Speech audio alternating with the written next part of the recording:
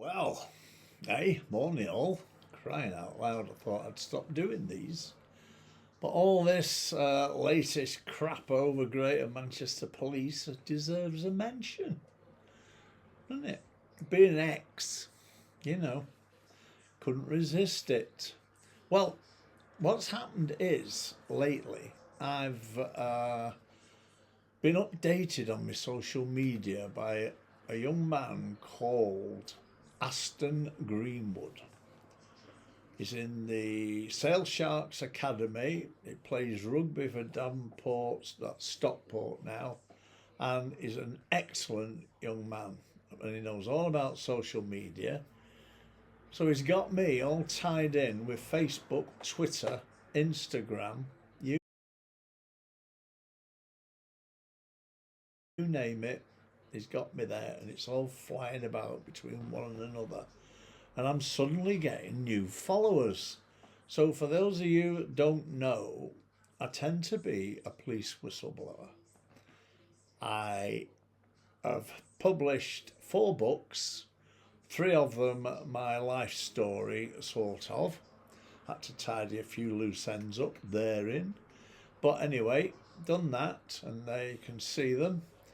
And written one recently, rotten to its core, put it out hurriedly because I had a phone call that somebody was taking action to stop it happening.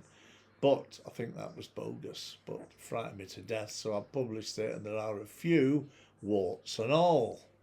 But anyway, it's very, very interesting to say the least. There it is, that's the poster. God, you can't work it out which is your right and your left hand, can you? But as you can see, there's all sorts of comments written down both sides, and rotten to its core, the title was a quote from a Queen's Counsel called Leslie Thomas, and it was about Greater Manchester Police. I hope I'm slipping away. And so I've stolen that. Thank you, Leslie Thomas, QC, now KC. And it's coming truer the more every day that passes. But anyway, there it is. Should you like this little artistic gem? Thanks to James Marlowe, that's the title we used, Little Gems. Seems to be living in the sunshine now with some of his show-off photos. Hiya, James. Anyway, if you like them, they're on YouTube, Stephen Hayes, A Moan.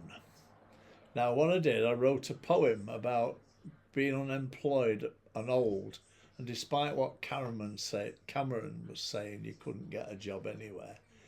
So I wrote a poem, and a film was made by a young chap who I've been trying to get hold of, but can't. Anyway, the film's on Facebook as well, somewhere. And lo and behold, since I've had all this artistic brilliance on all my social media, they've started appearing again on my Facebook page, where strangers will see them and wonder what the bloody hell's going on. But they're 2 or 3 years old, some of them, so they're a bit stilted, not as smooth as they are now, to be honest. But anyway, so they're there on Facebook and they're on YouTube. So have a look and see what happens. Let's discuss the Manchester Airport incident, shall we? Not wishing to be Islamophobic, but we've got Asian males from Rochdale. Now, they grew to fame being generally paedophiles grooming white girls, but Greater Manchester Police, over many years, aided and abetted by Andy Burnham, Police Commissioner, they've seemed to have been allowed to run wild. So now they've created a new motto, and it's diversity, equality and inclusion. So what do? They put little girls and spindly fellas who've never had a fight at Manchester Airport. They've given them guns, pepper spray, tasers and all the nonsense. And then lo and behold, a spindly Asian male dressed like a kid in a little pale blue suit with shorts starts attacking them. And he does attack them, but they don't attack back. They stand there, get a bleeding good hiding, broken noses, knocked to the deck, and they've got guns in their pockets.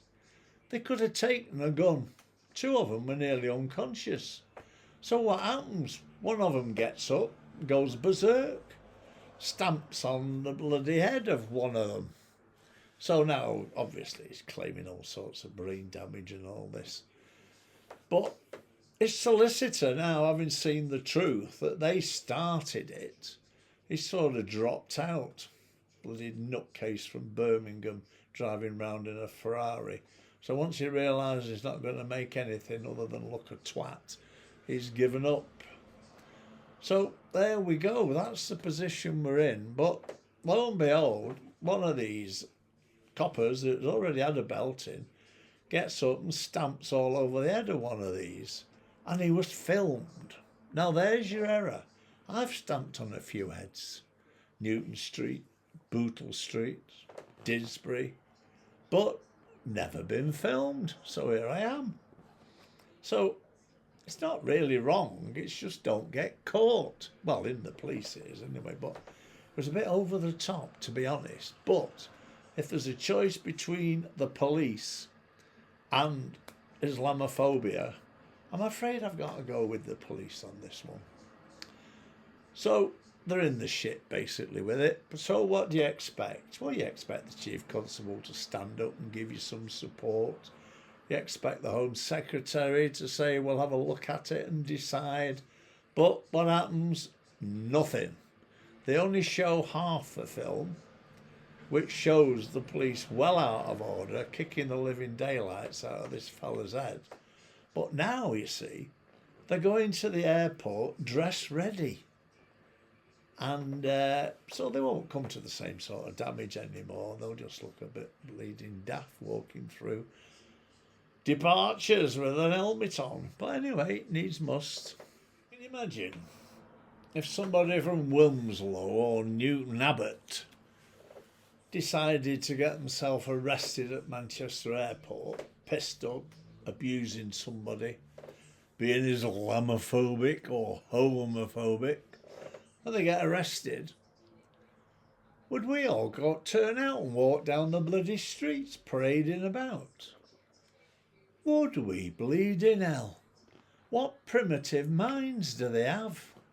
Why don't they stick to grooming kids? Now, at time now, I was going to go into some detail about diversity, equality and inclusion and firearms training and why you shouldn't be shooting people who are armed in cars and all that, but I'm going to run out of time. So we'll give it a miss with that one. And good old Jack Warner, evening all.